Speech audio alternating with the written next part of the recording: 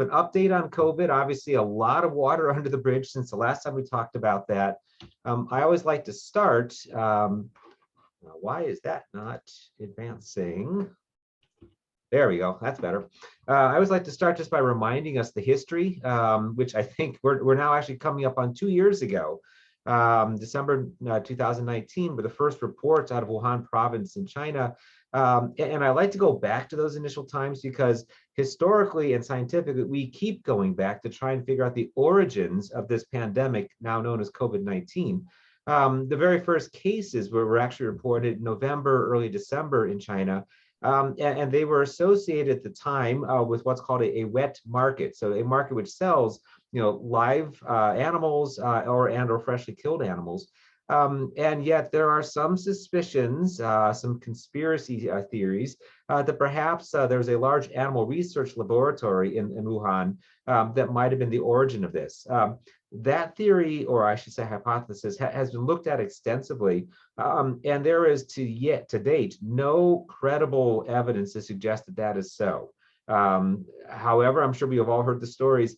On the other hand, 9 species of animals that were sold at that specific wet market in the center of town are found to carry SARS coronavirus 2, the original isolate, if you will, and are a closely related coronavirus. So it's far more likely than not. That individuals can or acquired the virus from animal transmission, bats to civets to other mammals, and that's where it started. The initial experience, of course, was quite extreme, and part of that is because the denominator was not known and still today is not known. But 72,000 patients were permitted to be reported by the Chinese government, most of whom had mild disease, but even then we saw the initial trends emerge, which we still see today. 14% severe, 5% critical, comorbidities, a big predictor of severe disease, especially older age, obesity, diabetes, etc. The initial mortality, the death rate reported in that first month in China was 2.3%. Compare and contrast to a typical influenza mortality in a similar country of just 0.1%. So that was extreme. But again, perhaps a bit of an overreport just because the denominator was not known. Fast forward then to the following 6 months or so, and this timestamp on the top of the slide is from early December 2019 to early February the following year, 2020. So before we even knew that we had cases stateside, although as it turns out in retrospect, of course we did, starting the Pacific Northwest and perhaps even Midwest and East Coast. But the first cases were all travel associated, international travel, tourism, et cetera, and so forth. Cruise ships started to get a bad name even then. And then if you look at the timestamp at the bottom of the slide, so that's later February 2020 to late April of 2020, you can see an explosion in the cases all over the world. Again, travel associated, followed by secondary and then tertiary cases. So really, these two timestamps capture the start of the pandemic when things just got precipitously out of control. Where are we at today?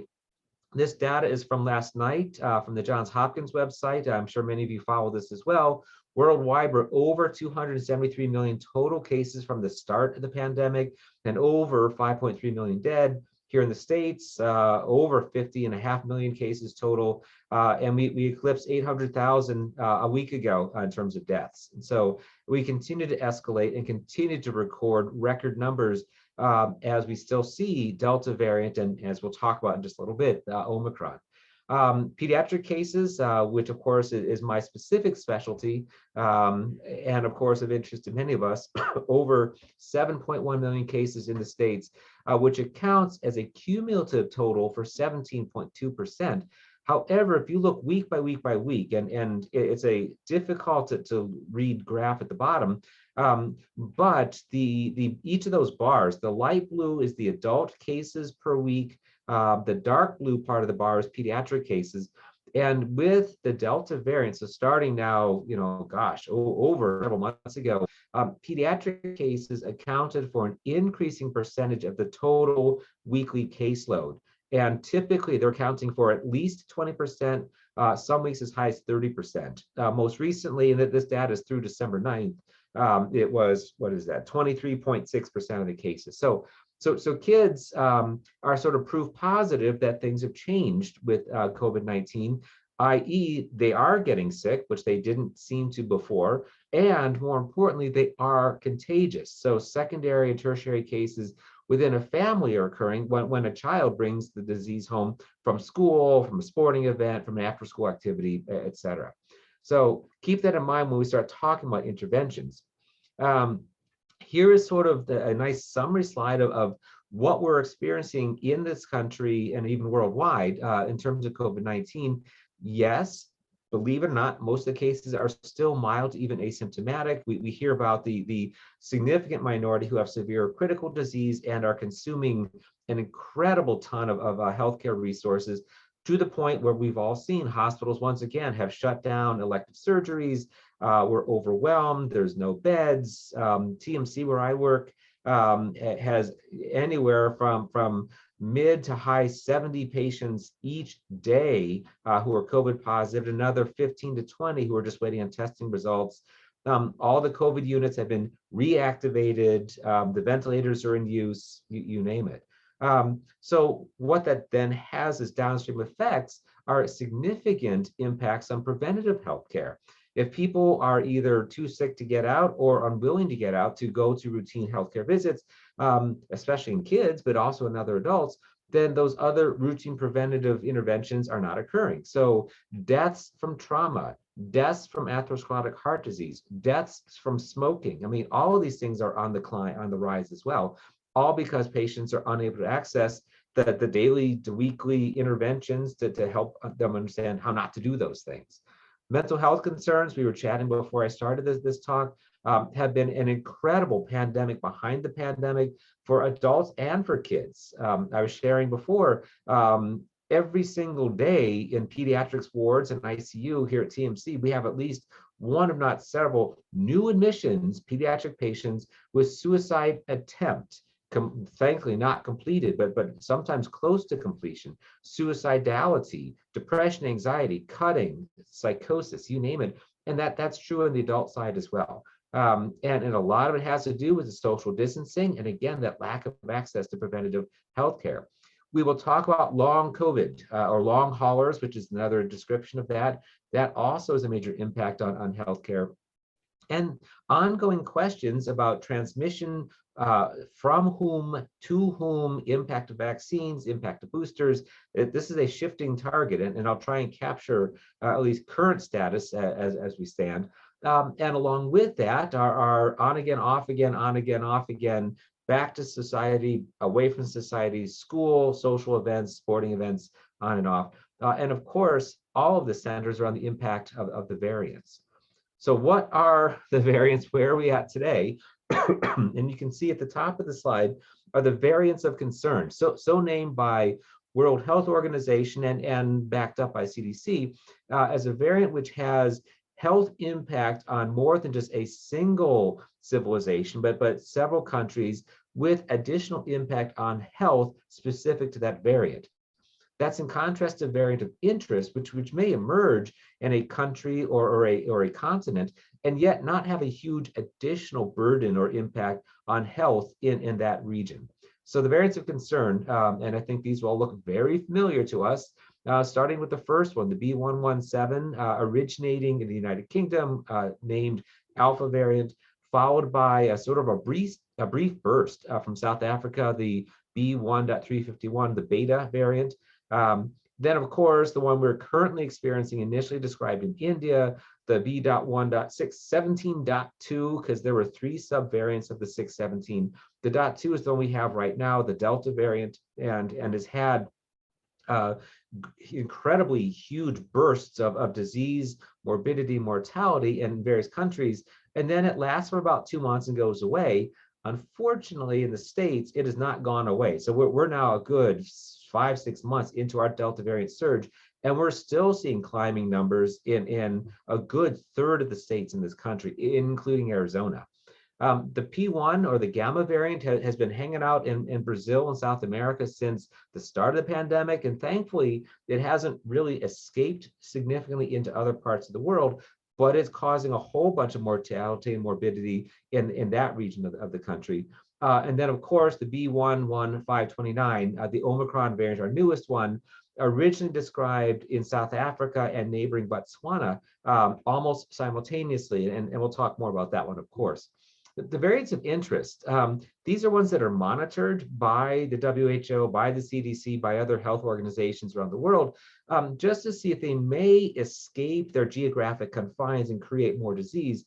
I won't name all those, but you can see them there. Up until recently, all eyes were on the United Kingdom and the Delta Plus variant, thinking that maybe that was going to be the next worldwide variant. But it turns out to be hanging out in parts of the UK and not escaping. And it's in Omicron instead, which has made it out and is our source of concern. So what about the Omicron? So even the B11529 is in two subvariants. The B variant is the one that we are experiencing worldwide. And of course, here in the States, as mentioned, initially described in South Africa and Botswana, the early suggestion, and I need to preface my discussion of Omicron by the fact that the science on this is only a couple weeks old. So everything I say to you could well be completely different or backwards or whatever, 2 months from now or 6 months from now. It would be fabulous to be like the wise person who lives 5 years in advance to look back on this, and then I could tell you everything which happened with a huge degree of accuracy. But as we now know, Omicron appears to have originated in a single patient in South Africa with untreated or poorly controlled HIV. That person had chronic infection with SARS coronavirus, and out of that person came this new variant. The variant itself has 50 novel or brand new single mutations, even when compared to Delta, to Beta, to Alpha prior to that.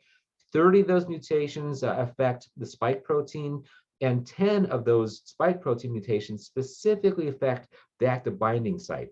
So this virus, this variant, is far more transmissible, it's far more rapid growing, 70-fold faster. This was released yesterday. 70-fold faster replicating in a cell line than the Delta variant. Delta was 4-fold faster than the Alpha variant, and we saw how much devastation Delta did to the rest of the world. So Omicron has got huge potential to infect a whole bunch of people, and the suggestion is that it is less virulent. I think it is incredibly premature to say that with any degree of validity. So far, patients with Omicron, the clinical reports out of Africa, out of Europe, and even here in the States, are that they're not really requiring hospitalization. They're typically not having a significant respiratory component. They're not requiring oxygenation, et cetera. But it could simply be that we haven't infected enough people with high risks or comorbidities to actually say that with a degree of assurance. On the other hand, with that suggestion, faster replication, more easily transmittable, less virulent, and is infecting people who had previously been infected with COVID, this is almost like a new virus, not just a variant. And in fact, when one is looking teleologically at the specific Omicron variant and its genotype, it appears to be one of the original strains of SARS coronavirus 2 from the beginning of the pandemic that may have been hanging out in an animal reservoir until that patient in South Africa acquired it. But what's really interesting, and I'm waiting to see the science confirm this, is it appears that a combination event may have occurred in that patient with that virus. That patient was co-infected with another coronavirus, the OC43, which is a contributor to the common cold. So we all think of rhinovirus as the common cold virus.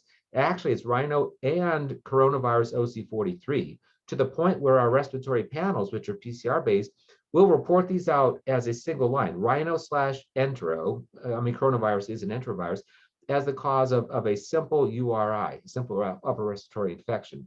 So if indeed a mixing event occurred, that's exactly like what happens with influenza with antigenic shift, a dramatic combination of genetic material from two different related strains of influenza, and in this case, coronavirus, creating a whole brand new virus that, guess what, the world's not been exposed to. Oh, that's just awesome. So we, of course, are looking with great interest, and this is ongoing as well, to see how well protected we are by the vaccines, how well protected we are by the emerging antivirals out there, the monoclonal antibodies, and we'll talk about those coming up in just a little bit. So what do we know about coronavirus in terms of new information? The first thing is the routes of transmission.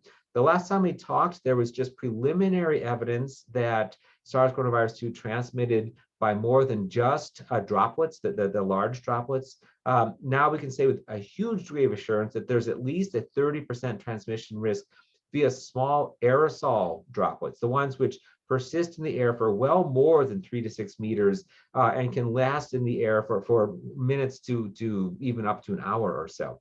So just as with varicella, just as with tuberculosis, SARS coronavirus does appear to have an aerosol transmission. The larger part is still the large droplets, the things you feel when the baby coughs in your eyeballs, which happens a lot. Those droplets are able to drop down onto horizontal surfaces. So contact transmission is also the thing. Not so much fomites. The whole issues of, oh my goodness, the food delivery and the mail are contaminated with SARS-CoV-2, specifically tested, specifically disproved, just to be sure. However, in a healthcare setting with a high burden of coronavirus, indeed, you can isolate the virus from like exam tables, countertops, medical hardware, et cetera, and so forth. A much lower extent, but still possible transmission is through the GI system and the urinary system. So both loose stools, not to be gross into Saturday morning, but diarrheal stools, which aerosolize. Just like one can acquire C. difficile from aerosolized diarrhea, so too has that been reported with SARS coronavirus 2, and even urine, which you're like, holy cow, how is that possible? Secondary cases have been traced to a men's restroom and specifically to the urinal.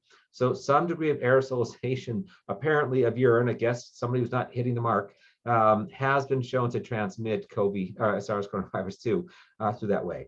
Importantly, ongoing testing of any theoretic transmission from mother to baby has revealed only a few cases of transplacental peripartum transmission. Unfortunately, I have managed one of those babies. Baby born to mom, sick with COVID-19, came to the delivery room, lost her airway, intubated in the delivery room, baby born by C-section. So there was no possibility of airborne transmission from mom to baby. Baby on day of life 4 got sick with COVID-19 and was sick. And it was one of the Delta variants, as we confirmed. So transplacental transmission now can occur. It did not seem to before, but via the breast milk, absolutely not. And that's been tested time and time again. So after acquisition of the virus, and this is just for those of us who love the science of the thing, we inhale the virus. It goes into the airways, the small airways, the alveoli, where it's binding to 2 different cell types. And this is important because the 2 different major manifestations of disease relate to where the virus is binding. The first target is the type 2 pneumocyte. Those are the cells lining the alveolar sacs, right? That's normal lung architecture, just the cells which line those. And if those get infected, then they will precipitate a localized immune reaction, which is similar to just a normal viral pneumonia. So not too awfully sick. It's lower respiratory, not upper. So they are somewhat sick, but not the severe multi-organ failure that we'll talk about in just a second.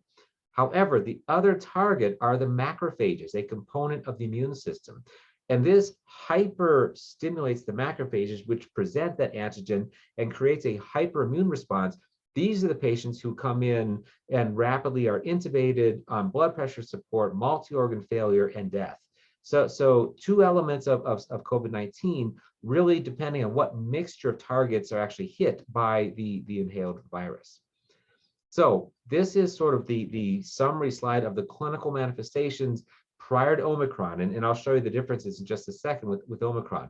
Mild disease, flu-like illness, but also including shortness of breath, that's that viral pneumonia, the anosmia, so loss of sense of smell and taste, progressing to, or sometimes in place or replaced by dysgeusia, which is altered sense of smell and taste. So water smells or tastes like gasoline.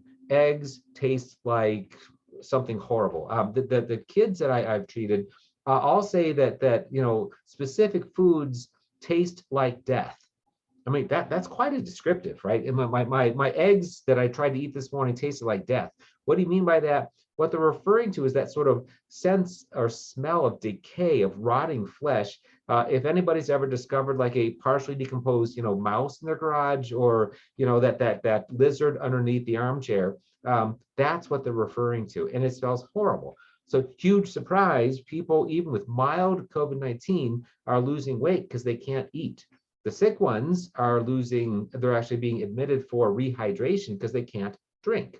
So typical incubation period, 4 to 5 days, up to 14 days, length of active symptoms up to 14, sometimes 21 days, unless they have the long COVID.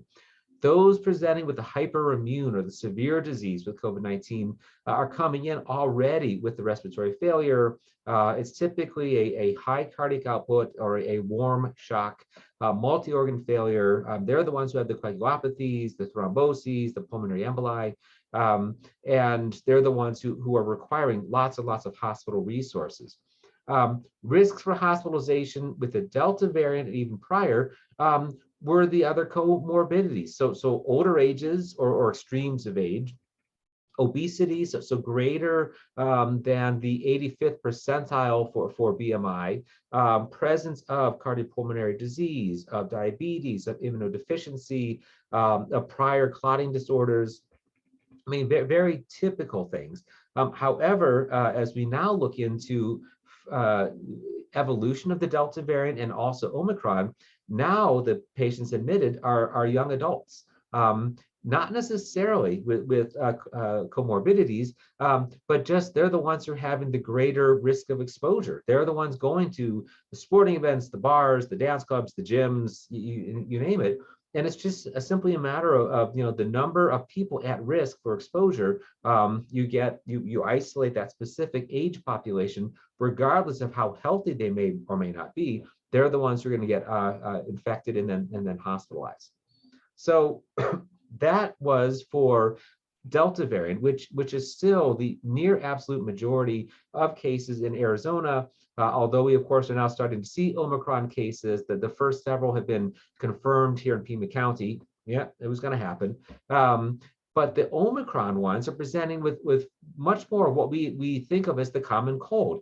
Again, looking at that science suggesting that a combination event may have occurred, giving some elements of virulence from the common cold to the SARS coronavirus. So people presenting without a lot of fevers, but more of these sort of low-grade fevers, sort of achy, malaise, congestion, rhinorrhea. With apologies to the guys in the call, this is sort of the man cold, but an actual man cold. It's like we just feel this a little bit sicker than I usually would with just a cold. Unclear what the incubation period is, but it appears to be shorter than the 2 to 14 days I told you about for the other variants, certainly shorter on average than the 4 to 5 days. Again, rapidly transmissible rhinovirus and the OC43 coronavirus causing common cold has an incubation period of 2 to 3 days. So as we like to say with the common cold, it's 3 days coming, 3 days with you, 3 days going. That is now a descriptive of what Omicron is appearing to be for those in this country and elsewhere in the world who have it. So up to 7 days symptoms, and after that, a recovery. So far, not many patients, and of course that there are 1 or 2 reported around the world, but not that many patients with severe disease. And so not the multi-organ failure, not the oxygen requirements, intubation requirements, not the hyperimmune response, which is great. If that holds true, of course, we're all hoping and praying that is so. What about long COVID or officially named post-COVID-19 syndrome? And you can see listed on the left, sort of the most common complaints, fatigue being the very biggest one. The chart on the right, of course, is very complicated.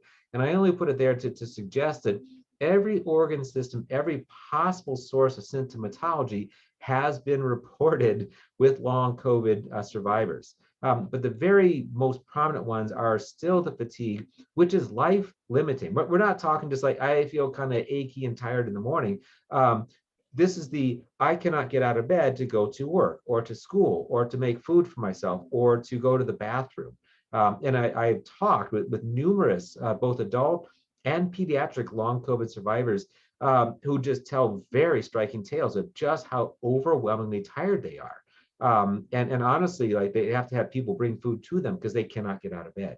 The foggy brain is what's described by patients. What that truly is a cognitive dissonance. There are neurologic targets throughout the brain that are hit by both the virus itself and to a lesser extent by coagulopathy or sort of mini strokes, think TIAs, affecting individuals' memory, cognition, retention, et cetera, and so forth. But definitely also affecting work and school performance. I've had more than a couple adolescents who've developed sort of the equivalent of dyslexia. They're so confused, they cannot keep things straight, and they certainly cannot focus for more than just like a couple minutes. So huge potential for occupational physical therapy for all of these survivors. The exercise intolerance, for sure, the fatigue is accompanied by inability to walk more than a block, and even that is on a good day. Many of those individuals actually have persisting cardiomyopathy, so decreased cardiac performance and inability to tolerate any sort of exercise whatsoever. One of the pediatric surgeons that I work with had COVID, actually had just been vaccinated, so COVID last spring or so. And to this day, he can still not walk up a flight of stairs. This guy was a Navy SEAL, PS. So it's not like he had some absence of tolerance going into this. So this is significant. Along with all of these, the anorexia, the weight losses, it's really tough to pin down the risk of long COVID because there have been large population series almost every week, it seems. Like, oh, we looked at this population, that population. My best summary of the risk is around a 30%. So about a third of COVID-19 survivors have at least one or two symptoms of long COVID 3 to 6 months after their infection. That is still a huge number of people with a huge need of resources, all of which we eventually may yet still need to provide. Certainly in terms of counseling, physical therapy, cognitive exercises, psychiatry, psychology, I mean, the whole 9 yards. So long COVID is, I think, going to be the pandemic behind the pandemic specifically related to COVID-19. What we all want to hear about, where are we at in terms of doing something about this? And the first thing to talk about is the update on the antiviral agents. We have had approved by the Food and Drug Administration remdesivir for almost actually about a year now. Remdesivir functions by inhibiting the RNA polymerase of the virus itself by offering an alternate target.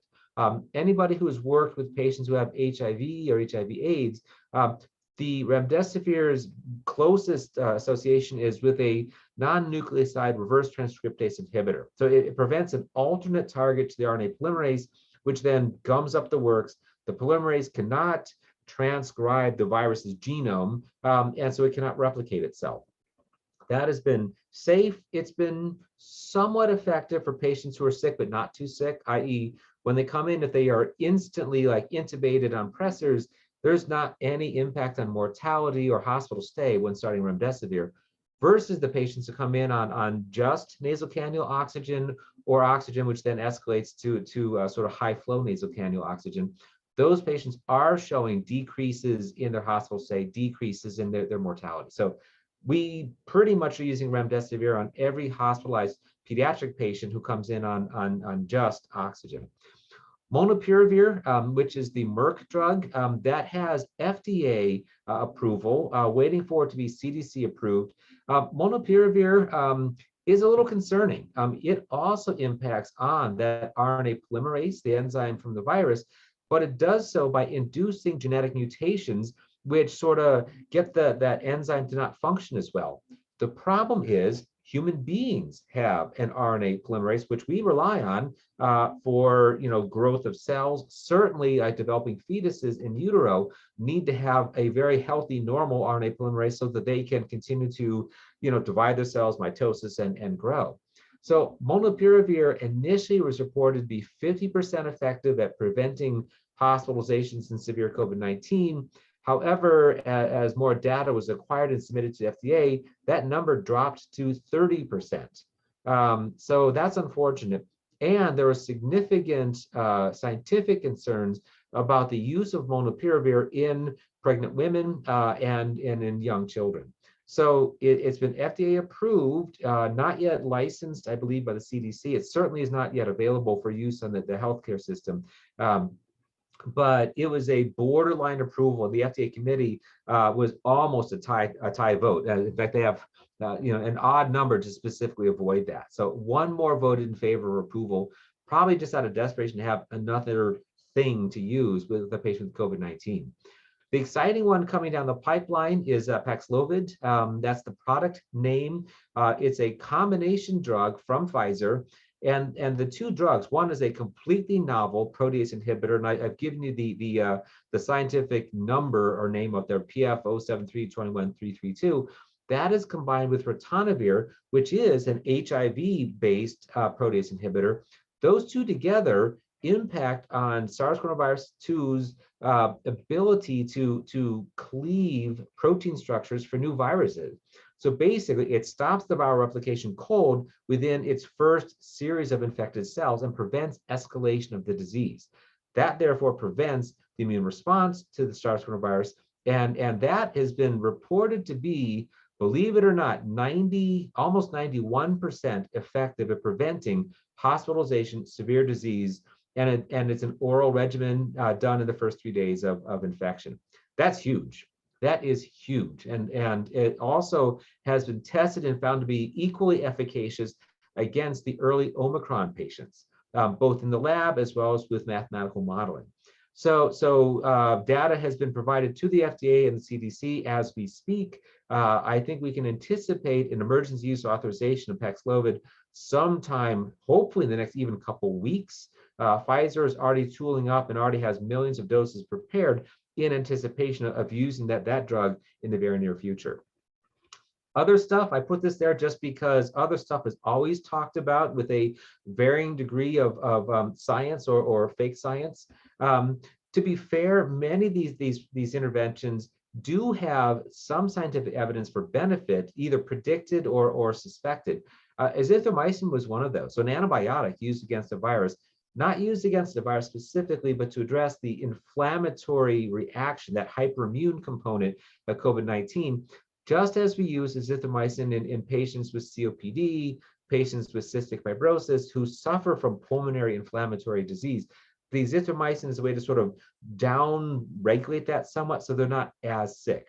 So certainly no major impact on outcomes with COVID-19, but at least it sounded like a good idea.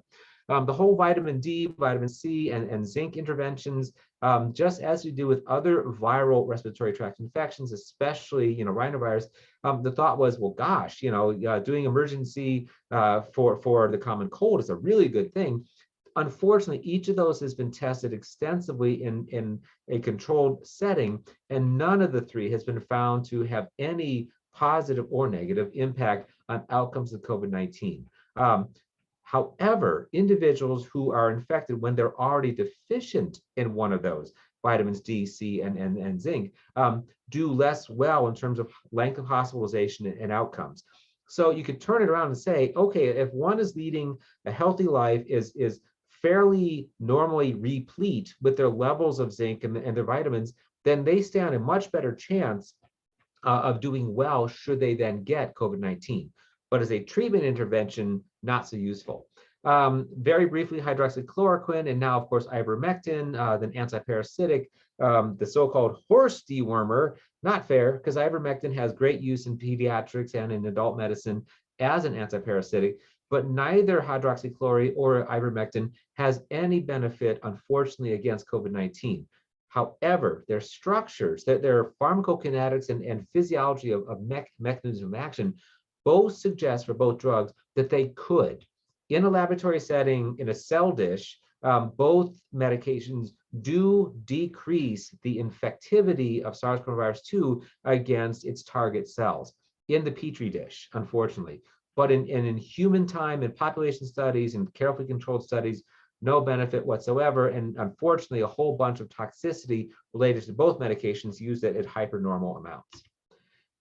Just briefly to remind us the life cycle of SARS-CoV-2, which sort of puts the antivirals into effect, just like other viruses. It binds to its receptor, the ACE2 receptor at the cell surface, via that specific active binding site of the spike protein. The virus then is sort of inserted into the infected cell, where it releases and then transcribes its genome into new copies of messenger RNA. It creates its own proteins. The proteins have to be cleaved, hence protease inhibitors are beneficial to create new proteins for the virus, which then reassembles the brand new viruses and exits through the cell, killing it in the process. So great targets, just like any other viral infection, especially using HIV as a model, great targets for ongoing antiviral discovery, and which, of course, is ongoing. The other component of treatment are the immunomodulatory interventions, especially in starting with the steroids. So dexamethasone and equally methylprednisolone or solumedrol is the product name, have been confirmed to have positive impact on hospitalization, length of hospitalization, on outcomes in terms of death and ICU stay in patients who are admitted and in whom they're started on steroids relatively quickly. So a very typical approach when I am seeing a patient, pediatric patient or even an adult with COVID-19 is, if they're on oxygen already, they're being treated with remdesivir and dexamethasone, and they're being treated with that dexamethasone for up to 10 days unless they clinically improve and are able to be discharged before that. So too for patients with other, for example, chronic asthmatics who would normally be put on another steroid for an asthmatic exacerbation, they're seeing benefit from those steroids as well. The convalescent plasma or the hyperimmune plasma, so taking pooled immunoglobulin G, IVIG, from a COVID-19 survivor, especially one who had a rip-roaring case with a lot of antibodies, theoretically should have been like fantastic, right? It's broad-based, it certainly helped the survivor survive, so why not give that survival mechanism to someone who just got sick? Unfortunately, the reality, based on multiple large, well-performed studies, is that it had no significant impact on outcomes, which is very disappointing. On the other hand, it's a fairly difficult, rigorous product to get because you have to do plasmapheresis on a whole bunch of COVID survivors to get one aliquot. So not much benefit there, although it continues to be studied. In fact, I just saw a study yesterday which said, yep, still no effect. Not sure what they expected to have as a change, but there you go.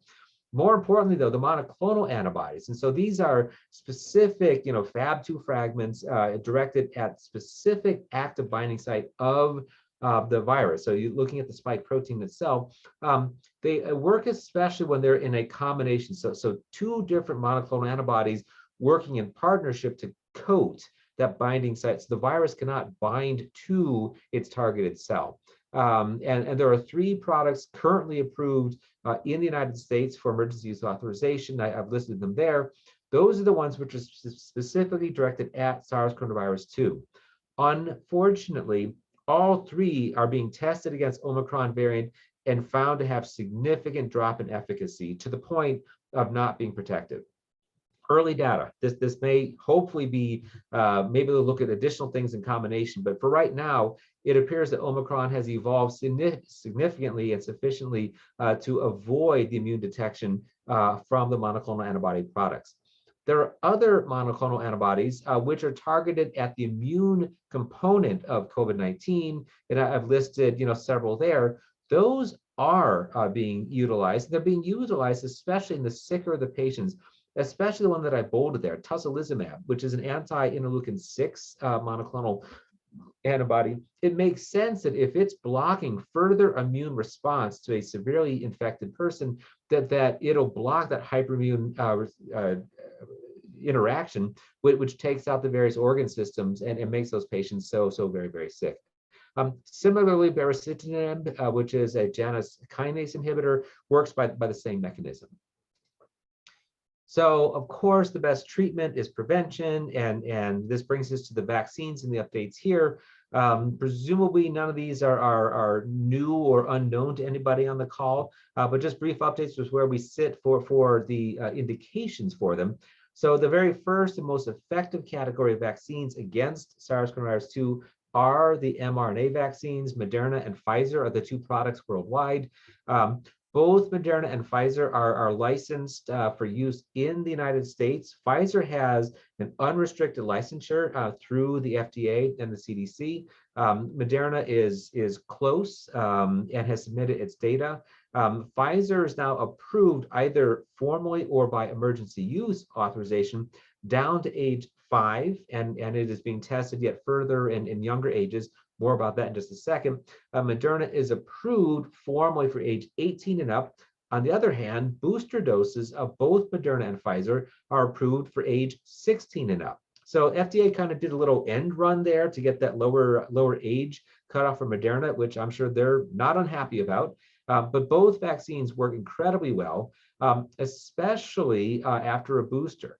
And in terms of Omicron variant, the routine 2-dose series of either mRNA vaccine has dropped its efficacy against Omicron down to the mid-50s, like 55%, 56%. However, after a booster, that efficacy is right back up into the high 90s. So there again, enough antigenic drifting and shifting has occurred to where the drugs which are providing antibody to a spike protein are just sufficiently different that the immune system has it's a little bit too loose in its response to completely get over the viral attack, unless you hyperdrive that response and flood the body with tons of antibodies against spike protein. Then it's basically like, there's just no way that virus is getting through. Replication deficient adenovirus. So here we take an adenovirus, which is not supposed to cause disease, and use that as the delivery mechanism for the mRNA, for the spike protein. AstraZeneca and Janssen Pharmaceuticals, Johnson & Johnson is the maker, are the two products there, although there are several others, including Sputnik 5 from Russia. But at least in terms of data in the States, both products have okay efficacy, but both products, it has dropped significantly against Omicron. Both products, AstraZeneca and Janssen, unfortunately have been associated with a high risk of vaccine-associated immunogenic thrombocytopenia. So patients who are having unexpected clotting and coagulopathy, including deaths. So just yesterday, and I guess 2 nights ago, actually, the United States CDC with FDA in compliance came out favoring use of the mRNA vaccines over the Janssen vaccine, which is the other licensed vaccine in this country, due to its unacceptable risk of clotting disorders, coagulopathy, and deaths. And for those individuals who got that single dose Janssen vaccine, they're all strongly recommended to get a second dose, and perhaps even after that, another booster dose from either Moderna or Pfizer. Interestingly, those individuals who got a single, their planned single dose of the Johnson & Johnson vaccine, if they then had a Moderna second dose, had a 47-fold increase in seroprotectivity against the Delta variant. Those who Johnson & Johnson followed by Pfizer had a 25-fold increase in seroprotectivity. If they got a second dose of Johnson & Johnson, is only 4-fold. So there's a lot to be said for that sort of heterologous immune boosting using an mRNA vaccine after getting one of the adenoviral vaccines. But the dangers are just sufficiently high that FDA, CDC now say, don't even do that. Just go straight from Moderna, Pfizer. Novavax. Novavax actually has gone to the FDA with its data and actually published that data in one of the recent New England Journal of Medicines. It's a kind of a cool vaccine that you're actually giving the actual spike protein itself, but attached to nanoparticles. So there's no virulence to it, but you're driving an immune response to the spike protein without any of the genetic manipulation that everyone's worried about from an mRNA vaccine. So super cool concept. 90.7% efficacy against all variants tested, which is huge. Although I've not seen that data against the Omicron, because again, this is just brand new. The other virus or other vaccines around the world, you can see there, it's a range of polysaccharide vaccines, inactivated vaccines, some of which are more effective than others, but none are anywhere near as effective in data that's been reported as are the Moderna and Pfizer. So to follow up then on safety issues and also on pediatrics. So pediatric vaccine approvals are coming through slowly. We were incredibly finally gratified to get the 5 through 11-year vaccine approval for Pfizer. It's a third of the dose, superb safety data, and really excellent efficacy data. Likely those kids will end up getting a booster in 6 months as well, but at least for right now, they're doing quite well. Data was just released yesterday, and actually I think this was covered in today's AZ Daily Star. Pfizer has been testing its vaccine at 1/10 of the normal dose in infants from 6 months through 4 years of age. Interestingly, the infants from 6 months up to 2 years did quite well with that vaccine strategy. With 2 doses, they had great safety, good seroprotectivity, efficacy, everything was great. However, age 2 through 4 had a substandard immunoprotective response. They were not anywhere near the target protection with that 10th of a dose. And so now Pfizer's like, oh, shoot, that didn't work out well. Let's see what happens when we give them a third dose, a booster dose 2 months out, which is expected to be effective. But again, nobody knows. Unfortunately, that means that it's delaying the whole data-driven approval process for the infants up through age 4 now by at least another 4 to 6 months. So for all the parents who keep asking us, what about my 3-year-old? Because I want my kid protected, we're probably not even going to get that data until April, which is unfortunate. So that's a disappointment. However, the other data is looking super strong. It's just a matter of getting through the motions. Boosters, I think we all know, are now universally recommended for all ages, all indications, age 16 and up. And especially in the face of Omicron, I think they're going to be quite important and very necessary. Questions continue to surface. I get a fair number of these every week. Well, look, I had COVID-19. Why do I need to get a vaccine? Right? I'm sure all of us have had questions, posed to us by friends and family as well. So it turns out natural infection, unfortunately, is protective and borderline protective only for about 3 months. Then the level of antibodies generated from that infection, regardless of how sick that first infection was, mild to severe, doesn't matter. The antibody levels decrease below the level of seroprotectivity by at least 3 to 4 months out from the infection, meaning that person is at risk to get reinfected. So not even breakthrough infection, just reinfected. If, however, one then gives that COVID survivor vaccine, especially with the normal series with an mRNA vaccine, they have monster immunity, which is lasting well past a year, even against all the variants coming down the pipeline. So it's like they're having their own sort of heterologous immune boosting right there. Vaccine immunity is lasting at least a year, certainly 8 months out, which is the time when we're boosting them. The boost vaccine response, again, is giving 10, 30, 40, 50-fold increase in the existing immunity, and it's maturing that immune reaction so that even should yet another weird variant come down the pipeline, the booster recipient should have a very nice T cell and memory cell generated response, which will be protective. How well that will be protective remains to be determined. It's expected to be sufficient that there may not be a need for annual vaccinations, fingers are crossed. And also remains to be determined. The data is going to have to come in through population studies to demonstrate that. Vaccine safety concerns, I've listed there the classic ones, especially, the anaphylaxis and allergic reactions. All of us who volunteered, at the various vaccine sites, certainly encounter these questions all the time. And we had, EMS on standby for like an anaphylactoid reaction.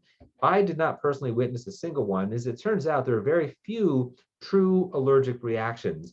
Of course, anxiety it parallels allergic reactions a fair amount, but this has been studied by several really well done studies through dermatology, by allergy immunology, et cetera. Turns out when you re-immunize a first dose vaccine recipient who had a reported allergic reaction, including an anaphylactoid reaction, if you redose them in a controlled setting, you're on standby with your EpiPen and your airway and your Benadryl, et cetera, only 50% of those have any allergic reaction whatsoever, and none of them are anaphylactoid, including the individuals who had an initial reported anaphylactoid response. Interesting. The other 50%, no reaction whatsoever. So it really calls into question whether the initial reported allergic and or anaphylactoid reactions were truly due to vaccine product or to something else going on. And it could well have been a trigger by anxiety or something else, foods, who knows? But that's quite reassuring. And that means that those who have allergic reactions to anything can safely be reimmunized with a second dose of mRNA vaccine and then a booster.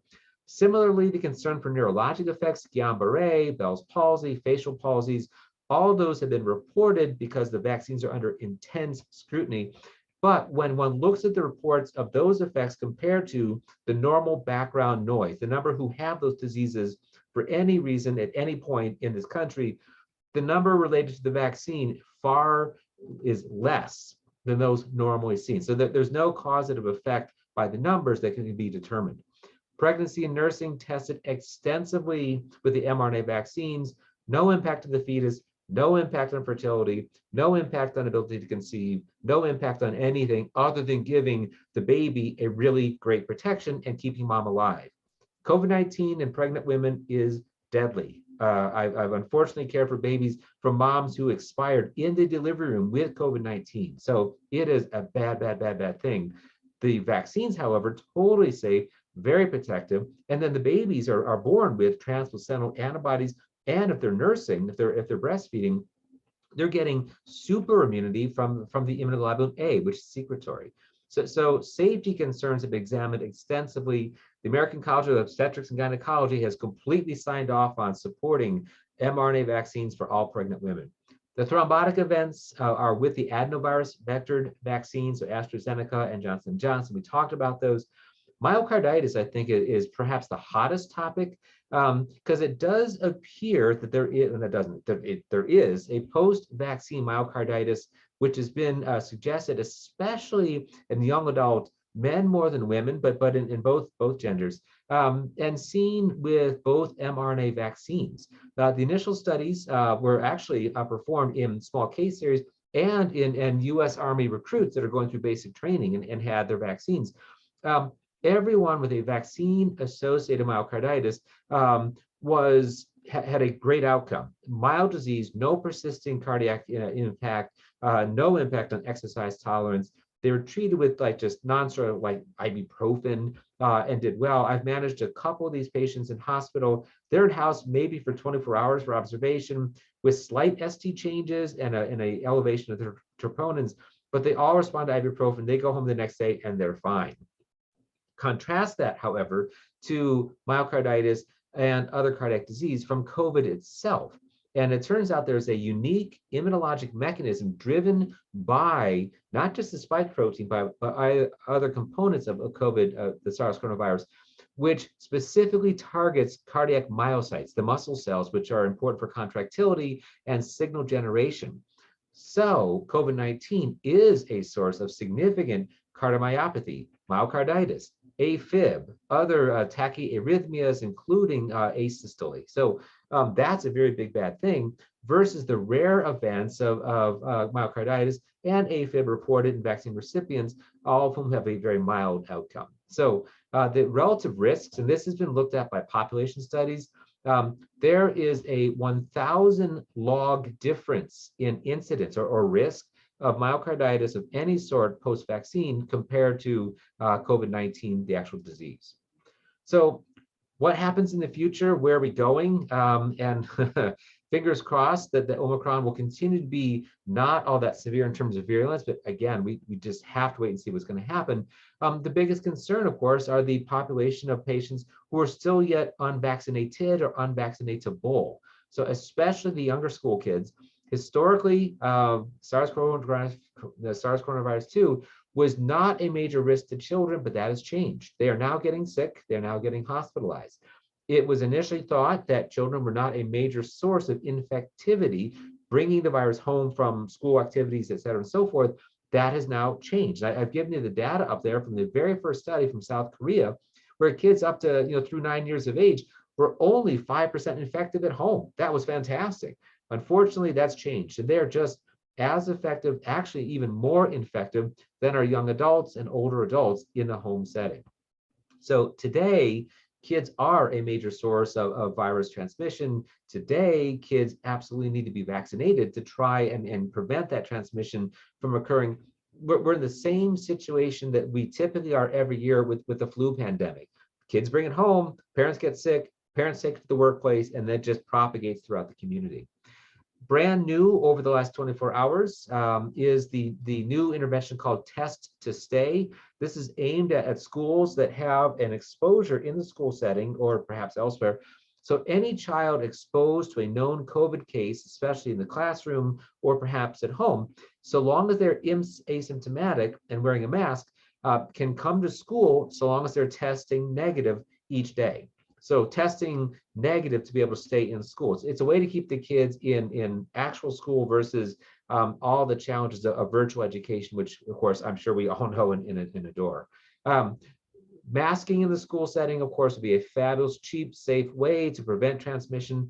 Unfortunately, the numbers of schools and school districts that have been able to adopt that and the actions of Arizona governor and the state legislature have made that difficult. However, I think you all note that at least the first salvo of the governor's actions was stayed through lawsuits, finding his acts unconstitutional. This story is not done yet. We're of course going to continue to have this ongoing battle in terms of mask mandates, vaccine mandates, et cetera, and so forth. So really the only way through the pandemic is to vaccinate everyone who possibly can get the virus and transmit it, meaning that pediatric vaccination, and of course, only a little bit biased because this is my area, but pediatric vaccination is really an area of opportunity for us going forward, as is getting the rest of adults, that remainder of 35 to 38% countrywide of adults who are not yet vaccinated or not yet completed their vaccine. So we have a work in front of us. If all that happens, we might be able to change what this predictive outlook is, which is that COVID-19 will become endemic with seasonal peaks, and how high the peaks are really depends on what the variant mutation rate might be and on the vaccine and immunoprotective levels persistently in the community also might be. If we can get everyone vaccinated, then we can reduce the viral load, we can reduce the natural selective pressure for new mutations, and hopefully get past, yet more viruses like the Omicron, which have the ability to have immune evasion. One, I'm going to try this and see if y'all like it. Very potential tiny silver lining might be if Omicron truly is less virulent, then it has had a natural event which is increasing its or will increase its prevalence as the predominant strain worldwide, but it's a much milder disease, which might be the common cold. We may be seeing, as of Omicron variant going forward, the change of COVID-19 into the annual cold epidemic, which we have every year. And if so, not that that's awesome because it'd be new, but it might be a lot less bad than these ongoing burdens on healthcare infrastructure. So with that, I will stop and I'll stop sharing, and I'm happy to take questions, comments, input, et cetera, and so forth.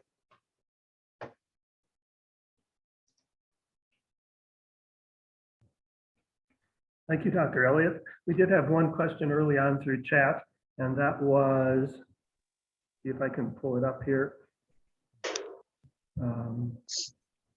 Without getting too political, would the coronavirus experience in the US have been different if we had the administration that was more responsive when it started? Yeah, I will avoid being political and simply note that there were opportunities, not just in this country, but worldwide, to have done a different job at controlling the virus transmission. I say that, and I think last time I gave this talk, I was drawing a parallel to a book I was reading then, and since it finished, it's Albert Camus' La Peste, the plague. And in it, he describes 3 phases of a reaction to a pandemic. The first is denial, the second is recognition and blame, and the third is the response. If a authority or an organization or a government gets trapped in the denial phase and then is in the blame phase and fails to do the reaction phase, then that pandemic is going to take out the country. And I would have to say, I think we're seeing experiences of that right now. United States is certainly one of the worst countries in the world in terms of vaccine control and numbers of cases. And it could have been different had we rolled vaccine out, gotten ourselves better able to do social control, mask mandates, et cetera, and so forth. Things might have been different for sure. Okay, two more questions in chat. One is, can you please repeat the data about how long the booster seems to be effective? Yeah, so again, this is preliminary data. This is based on mathematical modeling and animal models and early human data. And that is that a booster dose of either mRNA vaccine, Moderna, Pfizer, is anticipated to provide protective response for well more than a year and potentially longer than that. And the hope is, and this is coming from CDC with its data, that we might be able to avoid annual COVID vaccines by getting the booster right now. That's the hope. That will need to be confirmed, I think, over the next 6 months or so. Okay, next question. Can you address the risk of outdoor transmissions?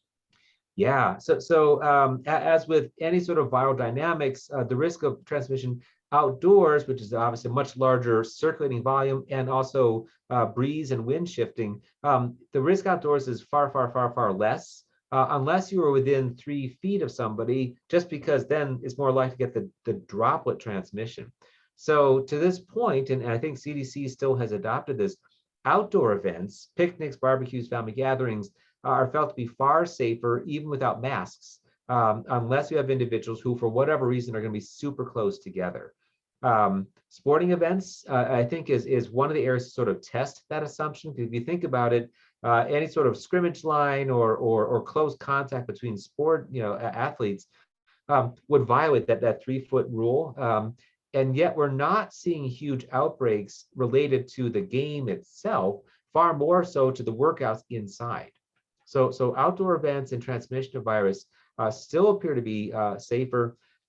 No data yet on Omicron, because if it truly is more transmissible and more infectious, that may actually change what we know of for outdoor things. But in general, it's safer to be outdoors. Okay, you and I had discussed previously the topic of shelters. And this question is, what's recommended for homeless people who want to isolate from others but have lost their jobs due to pandemic and have subsequently lost their housing? Are there any shelters that accept COVID positive people who are not needing oxygen? Oof.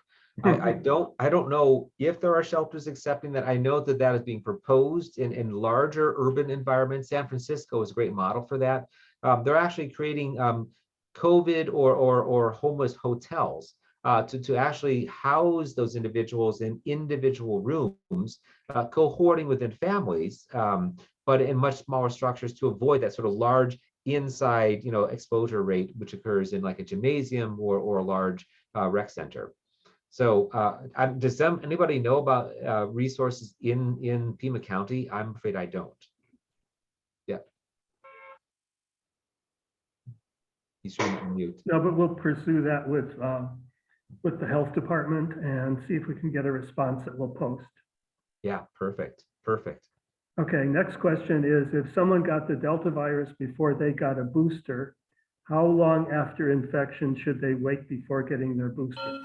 Yeah, great. This question comes up a lot. So having had active COVID-19, whatever variant it might be, one can get immunized against or boosted against the virus 10 days after onset or after diagnosis with that natural COVID-19. So there has been some misinformation circulating that, oh my gosh, I've got to wait 3 months or 90 days.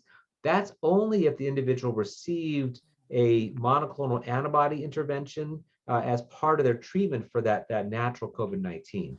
Otherwise, all other COVID-19 natural disease, just 10 days out. And the only reason for that is so that person is not contagious when they might go to the vaccine center to get their booster or their dosing. Okay, any benefit? I have an input. I Yeah, know I'm a volunteer at Sister Jose Women's Shelter here in great. Yes. Tucson. Uh-huh. They currently have COVID guests there. And they are separating the population.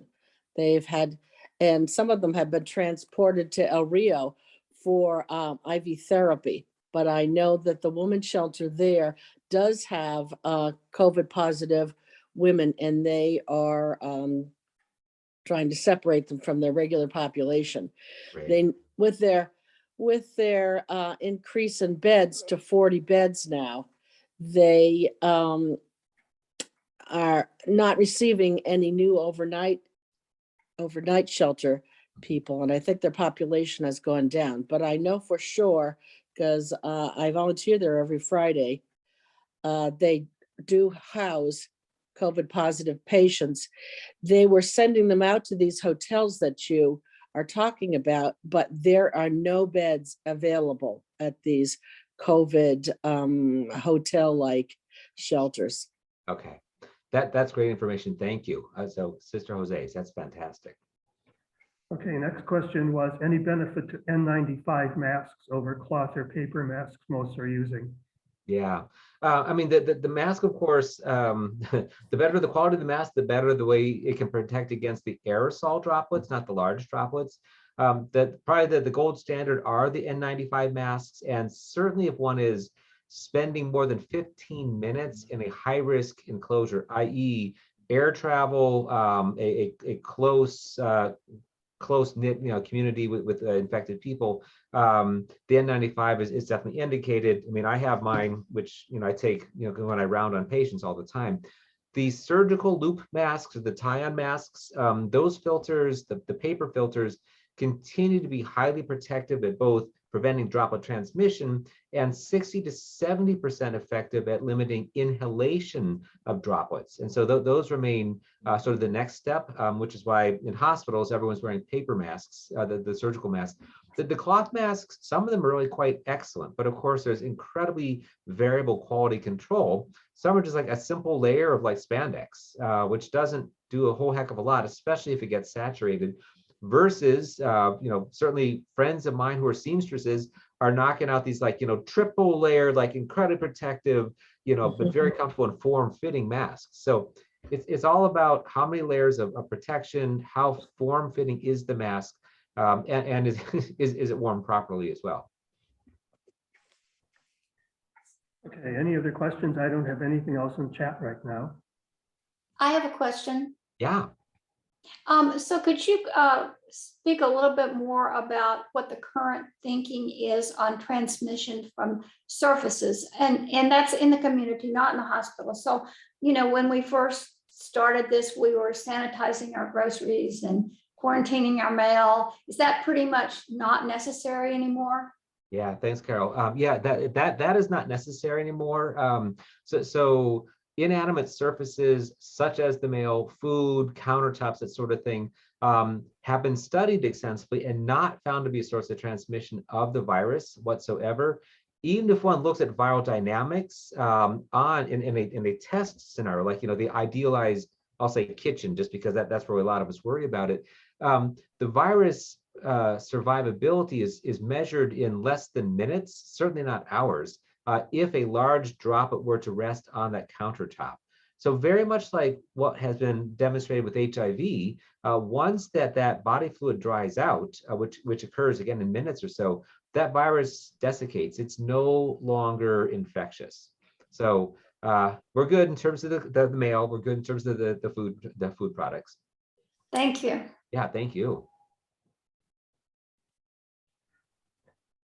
Okay, there's a chat message saying, thanks to Dr. Elliott for all the work to prepare and taking the time for today's presentation.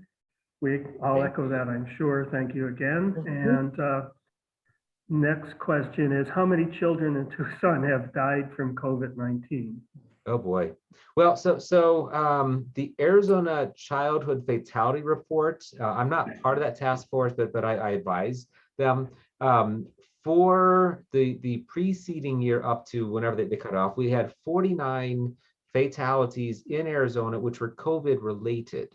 Now, 12 of those were specifically due to the virus itself, meaning hospitalized, multi-organ failure, loss of airway, death due to the virus itself.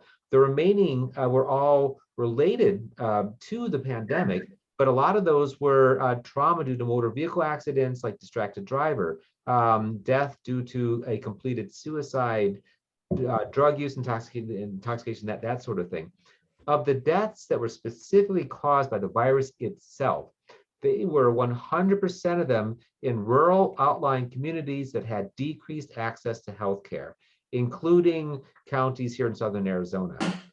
I honestly don't know how many were specifically, in like, Cochise or even like rural Pima, but there were several from each of those counties. So the key there is rural, lack of access to healthcare, delay of time to get healthcare benefit in the setting of acute disease.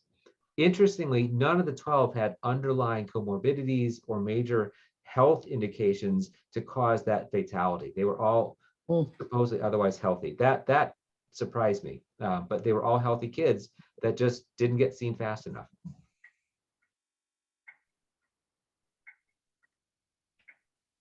Other questions? Thank you. Any other questions? Yeah, hi, Bruce Bagley. Hey, Bruce. How are you? Good to see you. Excellent presentation. I hope you're going to give yourself a break when you get done, so before you have to go back to work. Well, the hospital's calling, but that's all right. We'll get there. Thanks. Yeah. Give yourself a few minutes at least, right? Yeah. So I'm just wondering if you're aware of any of the studies that are being done locally on agents that may fight COVID-19, and what might be up with those. Yeah. Unfortunately, I'm not directly involved with any of those. I sort of read about them, as I think many of us do. U of A and colleges of pharmacy, public health, been doing some hero work, which is just fantastic. But Yes. I don't have any updates in any of the products or the interventions, unfortunately. Okay, so you don't know exactly what they're studying. No. Yeah, which is Okay. which is too bad. I wish I had more time just to chat with some of the researchers there. But again, everyone's just going 110 miles an hour to stay ahead of the clinical stuff. So hopefully we'll find out about it soon. That's what I'm thinking too, and I appreciate that. Thank you. Yeah, thanks, Bruce. Great presentation. Thank you. For everyone's information, we have recorded this. I'll be working on posting it and also sending out information on how you can access it. And hopefully you'll share it with some of the folks who haven't been able to join us today. Sounds good. All right. And Thanks, everyone. Those are the ends of my questions. Okay. Well, in that case, Merry Christmas, everyone. Happy holidays. Hope it's safe, peaceful, and infection-free. Thank you so much. It was excellent. Thank you all. Bye, Thanks.